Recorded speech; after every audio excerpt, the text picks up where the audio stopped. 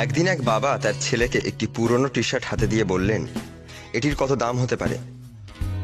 ছেলেটি বাবাকে জবাব দিল $1। তার বাবা তাকে সেটি $2 বিক্রি করার জন্য বললেন। সে অনেক চিন্তা ভাবনা করল কিভাবে পুরনো টি শার্ট $2 বিক্রি করবে। কিশোর ছেলেটি পুরনো ও ময়লা টি শার্টটিকে ধুয়ে পরিষ্কার করল। এরপর রোদে শুকিয়ে পুরনো কাপড়ের স্তূপের নিচে রেখে সমান করল টি শার্টটি।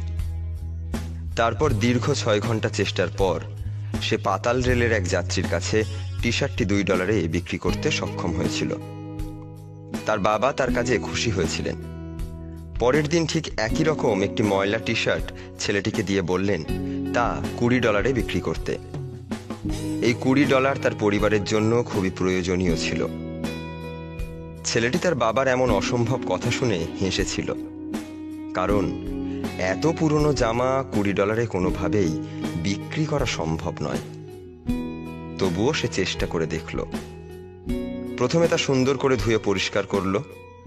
আগের দিনে $2 দিয়ে কিছু রং ও তুলি কিনল এবং তার এক বন্ধুর কাছে গেল যে কিনা ভালো ছবি আঁকতে পারত। তার বন্ধু ওই টি শার্টটির ওপর একটা মিকি মাউসের ছবি এঁকে দিল। তারপর সে জামাটি বিক্রি করার জন্য অনেক জায়গায় গেল। প্রায় সারাদিন চেষ্টার পর শহরের ধনী শিশুদের কিন্ডারগার্টেনের এক শিশুর অনেক পছন্দ হয়ে গেল এবং শিশুটি তার বাবার কাছে সেটা কেনার জন্য বায়না ধরল। শিশুটির বাবা জামাটি $20 শুধু কিনলেনই না, তাকে আরো $5 বকশিশও দিলেন। আর এই $25 ছিল তার পরিবারের সারা সপ্তাহের উপার্জন, যা সে একদিনেই আয় করেছিল। ছেলের উদ্দীপনা দেখে বাবা অনেক আনন্দিত। পরদিন একইভাবে আরেকটি পুরনো জামা ছেলেকে দিয়ে তা $200 বিক্রি করার জন্য বলেন। এবার ছেলেটি খুব চিন্তা করে আর ভাবতে থাকে কিভাবে সেই কাজটি করতে পারে। সে সময় আমেরিকায় চার্লস এঞ্জেলস চলচ্চিত্রটি ছিল জনপ্রিয়তার শীর্ষে। ছবিটির নায়িকা ফারা ফাওলার নিউ ইয়র্কে আসেন চলচ্চিত্রটির প্রমোশনের কাজে।